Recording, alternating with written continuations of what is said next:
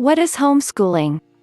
Homeschooling mostly means learning at home. This may be due to physical restrictions, emotional inhibitions, or simply the parents want to be with their child.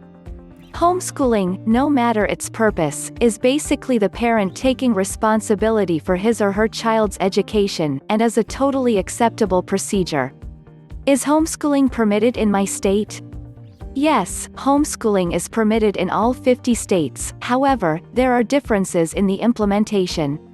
Most of the time, the superintendent must first be notified with the intentions of homeschooling.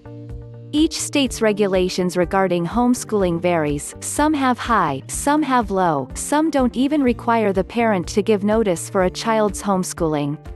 What are the requirements for homeschooling? Homeschooling varies from state to state, however, every state requires a certain list of subjects to be taught, exams and other evaluation procedures, and a certain number of hours of teaching in a school year. Most of the time, if the requirements aren't met, homeschooling is discontinued and the child gets sent to a public school. How do you actually homeschool? Some parents use a set of programs provided by qualified curriculum analysts. However, homeschooling can also involve natural learning, which is more of a hands-on experience. Where do I get my curriculum? The internet is a great source, so are libraries, and local homeschooling support groups. What about testing? Some states require a certain amount of evaluation methods, not necessarily written exams. Basically, tests are the decision of the parent. Presently, some actual, formal education institutions are discouraging the idea of formal exams.